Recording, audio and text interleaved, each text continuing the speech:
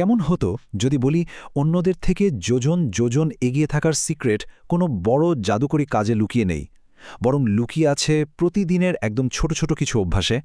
ঠিক ধরেছেন।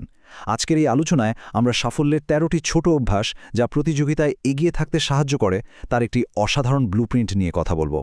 চলুন সরাসরি এই চমৎকার ব্লুপ্রিন্টটা এক্সপ্লোর করা যাক। এই ১৩টি পাওয়ারফুল অভ্যাসকে আমরা খুব সহজেই ৬টি লজিক্যাল পিলারে ভাগ করে নিতে পারি।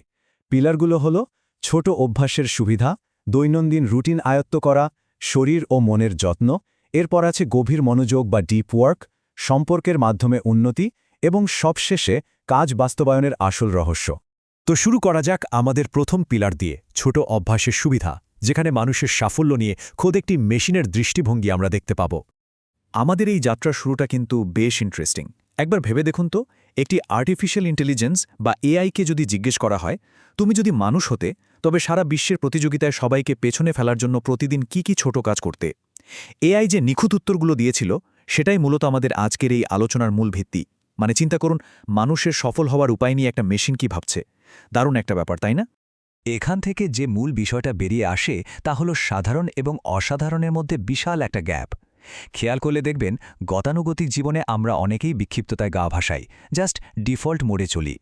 কিন্তু প্রতিযোগিতায় জয়ী হওয়ার আচরণটা একদম আলাদা। সেটা হলো অত্যন্ত ছোট কিন্তু শতভাগ উদ্দেশ্যমূলক কিছু দৈনন্দিন কাজ।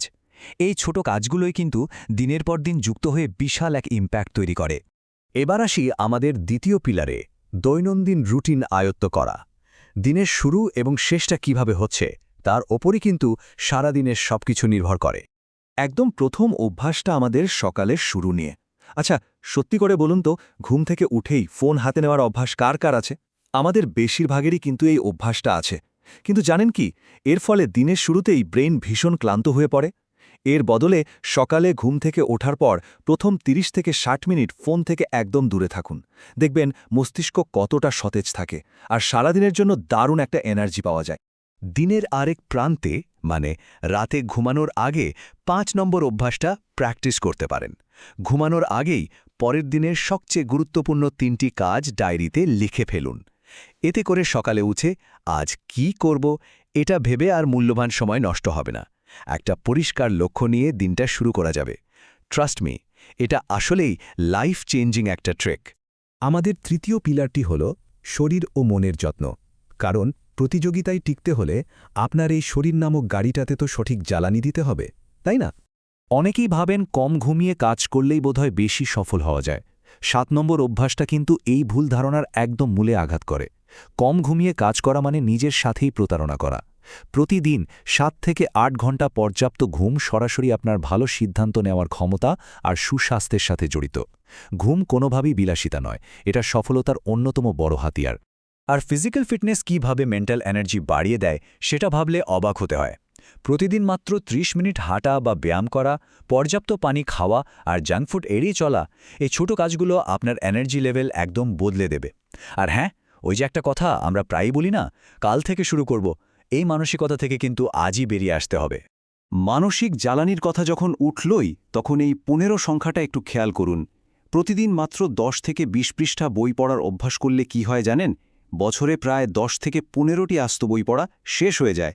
একটু ভেবে দেখুন, যেখানে একজন সাধারণ মানুষ বছরে একটা বইও ঠিকমতো পড়ে শেষ করতে পারে না, সেখানে এই ছোট্ট অভ্যাসটা আপনার জ্ঞানের পরিধিতে কতটা বিশাল পার্থক্য তৈরি করে দেবে। চলুন এবার চতুর্থ পিলারে যাই, গভীর মনোযোগ বা ডিপ ওয়ার্ক। এখানেই আসলে সাধারণ মানুষের সাথে সফলদের সবচেয়ে বড় পার্থক্যটা তৈরি হয়। এখানে খুব চমকপ্রদ একটা পরিসংখ্যান আছে। জানেন কি, প্রায় 90% মানুষের এই ডিপ ওয়ার্ক বা সম্পূর্ণ মনোযোগ দিয়ে কাজ করার কোনো অভ্যাসই নেই। দিনে অন্তত ১ ঘন্টা ফোন আর সব নোটিফিকেশন বন্ধ রেখে সম্পূর্ণ মগ্ন হয়ে একটা কাজ করা, বর্তমান সময়ে এটা আসলেই একটা সুপার পাওয়ার। সোশ্যাল মিডিয়ার ব্যাপারটাও একটু খেয়াল করুন। ৯৯% মানুষ এখানে কেবল ভোক্তা বা কনজিউমার। তারা শুধু স্ক্রল করে আর দেখে। কিন্তু মাত্র ১% মানুষ হলো স্রষ্টা বা ক্রিয়েটর, যারা লেখে, নতুন কিছু তৈরি করে, শেয়ার করে। আপনি যদি সত্যি সত্যি প্রতিযোগিতায় এগিয়ে থাকতে চান, তাহলে আপনাকে এই ১% ক্রিয়েটরদের দলেই থাকতে হবে। আর এই গভীর মনোযোগ ধরে রাখতে হলে ১২ নম্বর অভ্যাসটা শেখা খুব জরুরি। সেটা হলো না বলতে পারার ক্ষমতা। অপ্রয়োজনীয় মিটিং বা আড্ডায় বিনয়ের সাথে না বলতে শিখুন। দেখবেন আসল এবং গুরুত্বপূর্ণ কাজগুলোর জন্য আপনার হাতে কত মূল্যবান সময় বেঁচে যাচ্ছে। যখন এই গভীর মনোযোগের সাথে আপনি প্রতিদিন নতুন কিছু শেখার অভ্যাসটা যোগ করবেন, তখন রীতিমতো ম্যাজিক ঘটবে। প্রতিদিন মাত্র 15 মিনিট সময় নিয়ে শিক্ষামূলক একটা ভিডিও দেখুন বা একটা ভালো আর্টিকেল পড়ুন, অথবা অন্তত নতুন একটা শব্দ শিখুন। এই ছোট্ট কাজগুলোর কম্পাউন্ড ইফেক্ট বা চক্রবৃদ্ধি প্রভাব 1 বছর পর আপনার মাঝে যে বিশাল পরিবর্তন আনবে তা আপনি কল্পনাও করতে পারবেন না। আমাদের পঞ্চম পিলার, সম্পর্কের মাধ্যমে উন্নতি। এটা মূলত আমাদের বাইরের সম্পর্ক এবং ভেতরের আত্ম উপলব্ধির মাঝে একটা চমৎকার ব্যালেন্স তৈরি করে। 9 নম্বর অভ্যাসটা খুব সুন্দর একটা টেকনিকের কথা বলে। মাত্র 5 মিনিটের একটা রিফ্লেকশন লুপ। সারাদিনে কি করলেন, কেন করলেন এবং কাজটা কিভাবে আরও ভালো করা যেত, এই নিয়ে একটু ভাবুন। নিজের ভুলগুলো থেকে শেখার এর চেয়ে দারুণ উপায় আর কি হতে পারে? এটা আপনাকে বারবার একই ভুল করার চক্র থেকে বাঁচিয়ে দেবে। অন্যদিকে পরিবার, বন্ধু বা আপনার কোনো মেন্টরের সাথে প্রতিদিন অন্তত একবার অর্থপূর্ণ কথা বলুন। সম্পর্কগুলো কিন্তু আমাদের জীবনের সবচেয়ে বড় অথচ অবহেলিত সম্পদ। এর পাশাপাশি প্রতিদিন মাত্র 5 মিনিট সময় নিয়ে জীবনের ইতিবাচক দিকগুলো ডায়েরিতে লিখুন, কৃতজ্ঞতা প্রকাশ করুন। মনে রাখবেন, মানসিকভাবে সুস্থ ও সুখী মানুষরাই কিন্তু দিনের শেষে সবচেয়ে বেশি প্রোডাক্টিভ হন। অবশেষে আমরা চলে এসেছি আমাদের শেষ এবং সবচেয়ে গুরুত্বপূর্ণ অংশে। ষষ্ঠ পিলার, কাজ বাস্তবায়নের আসল রহস্য।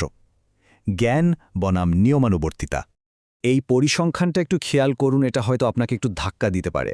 মাত্র 1%-এরও কম মানুষের মধ্যে এই সহজ অভ্যাসগুলো প্রতিদিন মেনে চলার মতো শৃঙ্খলা বা ডিসিপ্লিন থাকে। হ্যাঁ, অভ্যাসগুলো খুবই ছোট আর সহজ, কিন্তু এগুলো প্রতিদিন ধারাবাহিকভাবে পালন করার মতো মানুষ সত্যিই খুব বিরল। আর তাই সবচেয়ে গুরুত্বপূর্ণ পয়েন্টটা এখানে খুব সুন্দরভাবে উঠে এসেছে। শুধু কি করতে হবে এটা জানলেই কিন্তু হবে না। আসল প্রতিযোগিতা কে কত বেশি জানে তা নিয়ে নয়। আসল প্রতিযোগিতা জেতা যায় শুধুমাত্র প্রতিদিনের নিয়মানুবর্তিতা বা কনসিস্টেন্সি দিয়ে। লেগে থাকাটাই এখানে আসল কথা। এই পুরো আলোচনাটা আমাদের সামনে একটা খুব শক্তিশালী প্রশ্ন রেখে যায়। ডিসিপ্লিন ধরে রেখে এই সহজ অথচ বিরল অভ্যাসগুলোকে প্রতিদিনের জীবনে অ্যাপ্লাই করাটাই কিন্তু আসল গেম। এই 13টি অভ্যাসের মধ্যে ঠিক কোন অভ্যাসটি আপনাকে শুধু জানার স্তর থেকে বাস্তবে কাজ করার স্তরে নিয়ে যেতে পারে? ভেবে দেখবেন কিন্তু। আশা করছি আজকের এই এক্সপ্লেনারটি আপনাদের ব্যক্তিগত এবং পেশাগত জীবনে দারুণ কিছু ভ্যালু অ্যাড করবে।